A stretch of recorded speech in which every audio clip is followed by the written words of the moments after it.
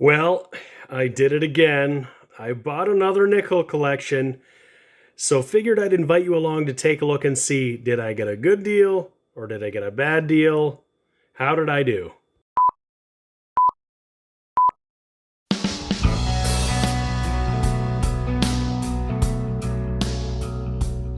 Hi everybody, this is James and you're watching my channel Cadroll Hunter. And that's right, I got another nickel collection. You might remember a little while ago I bought an old nickel album that had a bunch of coins right from 1922, the first year of King George V, through to the mid 60s. And this time I bought something a little bit different. I got just a set of King George V nickels, but it did include one of the key dates, the 1926 near 6. And you can see that's actually a gorgeous looking coin. So we'll come to that in a little bit. This is pretty much the reason why I bought this set. So what I thought we would do is look to see how I did. Now I paid $21 Canadian plus $3 shipping, so $24 is what it costs to get these coins into my house. So I thought what we would do is look at each of them and we will see if I got a good deal based on their grade, what we think they might be worth. And it's not the most important thing. I was more than happy to spend the $24. Particularly, I wanted to get a really nice 26. The last collection I got did not include the key date 25 or the key date 26. And so this one has a little bit of a leg up, but I paid a fair bit more. The last one I think I paid $13 including shipping. So what we'll do is we'll get into each of these and we will take a look. We might scope some of them. I got my scope up on screen ready to go and we'll take a look. Okay, so let's get started. So to help us out, I got a couple of tools that I've got available for me here. First of all, I've pulled up the coinsincanada.com website. This is a great resource for understanding errors and varieties in Canadian coins. Particularly helpful is this photo grading page, and I can specifically look up nickels and King George V and see various photographic examples of coins in each of the grades. So we're going to use that and compare the coins against that. And then the other resource I've got is the Charlton Standard Guide to Canadian Coins. Now this is where we'll basically we're going to compare the grade to the value in the book. I'll just let you know I'm using the 2020 book, so it's a little outdated. I don't expect the prices have changed significantly. I know the 2022 guide has just come out, but this is what we're going to use just for the sake of comparison and to sort of understand whereabouts we are ballpark. So first up, we've got a 1923, and I'll acknowledge that this series with King George V started in 1922, and there is no 1922 included in this set. Now, that's not a key date, it's not a rare date, it's not any more valuable than the rest, so I'm not too concerned about that, but this is where we're starting. So looking at the reverse, I can see that there are some scratches on here.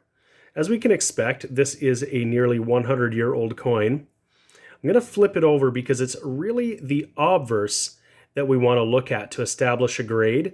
Now, obviously, scratches on the reverse are going to have an effect, but particularly for grading purposes, what we're often looking at with these King George V coins to determine how worn it is and what grade it is the band of the crown. And in this case, the most of the band of the crown is worn away, and we don't see much in the way of details in terms of the jewels. I'm going to throw this under the scope so we can get a closer look. And under the scope, we can see that it's got some significant scratches on the back, and that's going to deter from the grade. But most of the band of the crown is missing. There's only a little bit of definition at the front. We can't see any of the jewels. And so what we can do is just check the Coins in Canada photo grading guide to see what this might roughly correspond to. So what I've pulled up on screen here is an example of a VG grade. Now in this example, we can actually see there's a fair amount of wear, but we can see much of the band of the crown. Most of the jewels aren't visible. Here there's more definition than what we have, and the same here. And so I would have to say that for this particular coin, particularly with the scratches, we're really not looking at anything better than a G grade. It's significantly worse than what we're seeing here. So I'm going to assign it a G, and we're going to have to give it a value. Unfortunately, the price guide doesn't really start below VG. And so what we're going to give this coin based on the G grade, I think is, we'll give it 50 cents. Next up is the 1924. We can see there's a fair amount of circulation wear on this coin as well. We can definitely see more of the band of the crown here. The high point is pretty much worn away. We don't see a lot of the jewels, but this is definitely in better condition than the last one. But still a pretty decent looking coin, and I just love these King George V coins. But in this case, I'm going to say this is a VG. And so for this one, the 1924, we're going to give this one a value of 65 cents. We're going to skip past the 26 for now. We're going to keep looking at the other more common dates. Here is our 27. And as we flip it over this one, we can actually see the entire band of the crown. So this one is even better. And I think we might consider that this one could be in fine condition, but we're just going to pull up a fine on the photo grading site from coinsincanada.com and just see how this compares to their examples. Here's one example of fine on Coins in Canada. Our coin certainly doesn't have as many problems as this one does in terms of scratches on the field. And here's another example, and this one is not nearly as good. This is actually closer to the one I called a VG, our last one. So we'll take a look at what the VF coins look like here, just so we can get a sense. Okay, so here are the VF, and you can see there's a lot more detail in these ones, particularly the jewels. I don't think our coin is quite there. So we're going to call this one a fine, and we're going to assign a value of this one of $1. Here's our 28, another really nice looking coin.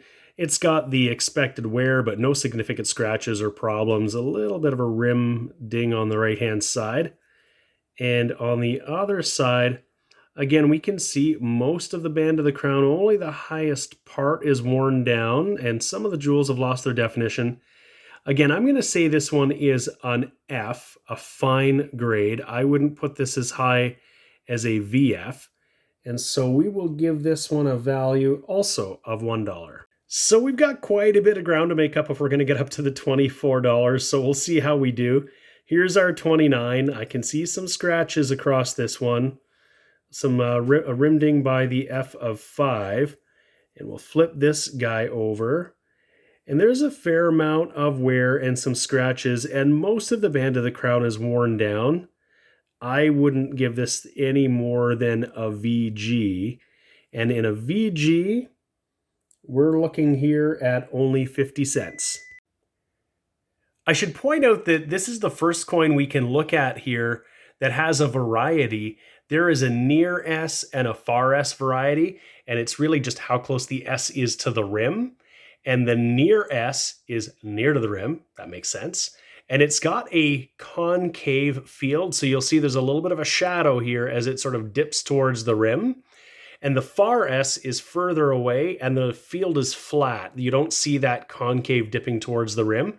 So what we have here is the 1929 near S, and neither one is particularly rare or more rare than the other, and it doesn't command a value, whichever you have. But it's interesting because there are two varieties you can find and collect. On to the 1930, just looking at the reverse, and we can see this is not a problem-free coin. There are definitely some scratches and marks across the field and on the devices. If we flip this bad boy over, we'll see there is a fair amount of wear here. Again, I would say that this could be somewhere between the VG and the F range. I'm not getting into the nuances of finding the numbers. Like you could have a fine 15, you could have a fine 12, you could find those distinctions. I'm not really doing that. I'm going to say, just for the sake of argument, that this one is a VG as well. And a VG in a 1930, again, is looking at about 50 cents. Okay, here is our 1931, and no major issues here aside from a little bit of a rim ding at the top. As we flip it over, this one is in better condition. We've got the full band of the crown. We can see the jewels, the high points of the crown have shown a bunch of wear. I'm going to put this one at a fine, and in that condition, we'll give this one a value of $1.50. All right, here is our 1932, and this one definitely has some issues. There's some major scratches across the front there, or I should say the reverse of the coin. There's a rim ding on the right-hand side. If I flip it over, it has better than average detail, but again, some scratches along the back. So looking at the detail on the band of the crown, I would say that this one would probably grade a VF. However, with all the scratches that are on there, we can't really give it that VF value. And so a 1932, a near S, near 2 would be an $8 coin in VF20. In fine, it would only be $2.50, but this is a coin we need to actually check because there are a few varieties. And so what we're going to do is put this under the scope and see if we have a near S or a far S, and if we have the near 2 or far 2 varieties. So we'll have a look. So the first thing we're looking for is if we have the near S or the far S, and it looks like we have that concave field, and this S is fairly close to the rim, and sometimes it's hard to tell. But if we decide that this is the near S, then that means we can be looking for whether it has the near 2 or far 2. And what we're looking for particularly on the near 2 and the far 2 is whether this 2 is close or far away from the leaf. And what you can actually do is draw a line across from the tip of one leaf to the other. And if this 2 sits essentially along the line, it's the near 2, the more common, less valuable version. But if it's further down, it's the far 2, which is far less common. It would be a much more valuable coin, like $500 perhaps, instead of $250. We're just going to assign this the value of $250 as though this were in fine condition. We're going to basically take it down a notch because the condition of the coin overall with these scratches is less than desirable. And that's probably still pretty generous, but that's okay. Here's our 1933, and this one also has some wear and some scratches. And if we flip it over, having a good look at the obverse here, we've got lots of detail on this one still. Most of the band of the crown and the jewels are still visible. So again, I'm going to say that this one is probably fine to a very fine. We're just going to assign it a fine. We'll be a little bit conservative here. And that would give this a value of about $2.50. Here's our 1934. We'll just have a look and see if we've got the near S or the far S. And under the scope, we can see that S is pretty close to the rim. So again, this is the near S variety. And let's just flip it over while we've got it on the scope here. Again, we can see most of the entire band of the crown, a lot of the jewels, there's still some wear on the high point. I'll give this one, again, an F, and the 1934 near S, we'll give that a value about $1.50.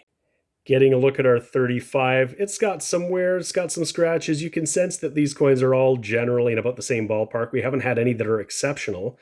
There's some gunk and dirt on here from the years. And on the obverse, some scratches. Again, we can see most of the band of the crown. The jewels are there. You can see them. They've just lost some definition. But again, I wouldn't go any higher than an F or a fine on this one. And again, for the 1935 and the fine, we're looking at about $1.50. All right, this is the second last coin that we're going to look at. This is the 1936. This one's got a fair amount of wear. You can see the 5 is really worn down there. There's a lot of loss of definition on the maple leaf at the left there.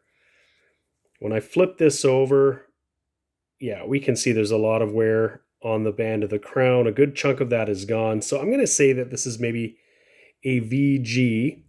And there is a near S and a far S version of this coin, and both carry the same value. We'll just pop it under and take a quick peek. This one's hard to tell. This one could be the near or the far. I'm going to say it's maybe the far. It's fair distance from the rim. It's further than any of the other ones we've seen. But again, whether it was the near or the far doesn't really matter in terms of value. What we're going to do is assign this just 50 cents. So after taking a closer look at the first 12 coins here, our grand total right now sits at $14.50. I paid $24. So this last coin has to be a $10 coin or I will not have done that well. Now, this is pretty much what I expected. I saw the pictures. I didn't expect anything different than what we just saw there. I could see what they were. I was really getting the lot for this particular coin, the 1926. Now you can see that somebody has given this a grade of EF, extremely fine, and we're not going to pay too close attention to that. We want to take a look ourselves and see what we think. But looking at this coin, you can see that this one on the reverse is in much better condition than any of the other ones we've looked at. The field is very clean. There's no major scratches. There's no significant issues. There's one little rim ding by the F of 5. But other than that, this is a beautiful coin and lots of detail in those maple leaves. We flip it over and we can see that there's a lot of detail. Again, no significant scratches, just a couple of little guys on the left there. But this coin is in gorgeous condition. Now, looking at the band of the crown, it doesn't necessarily look as detailed as ones that I would consider in extremely fine condition. And just to compare, I'll pull some examples up on screen for us to look at. Here is an example of a EF extremely fine coin on Coins in Canada. Unfortunately, they have only one example on here, so we can't look at a few and compare because several coins of the same grade might look different based on other elements of the condition. You can see this example has some scratches and some more wear on it, I think, than what we have, but probably more definition in the band of the crown than I think we have. And I can just pull ours back up again to take a look, and we'll try to get in there. So I would say I'd be happy to split the difference between a VF and an EF. So a VF 20 would be $25. An EF 40 would be $90. I don't think this is an EF 40, but it could very well be a VF 30. And I would say that maybe that would make this coin worth about $40. And again, I think it has tremendous eye appeal on the reverse. It looks really, really nice. So I'm going to give it a value of about $40. I'm just going to check and see what some recent eBay sales have gone for, just to be sure, because this is the one that's going to make it or break it for us. All right, so after looking at eBay sale prices, and there are lots and lots that have been sold and varying grades, and some have been professionally graded and others haven't been. Just comparing my coin to others, I'm going to hold on to my VF30 grade. I think that's appropriate. But I'm going to say that we'll assign a value of about $25. So we won't go any higher than that.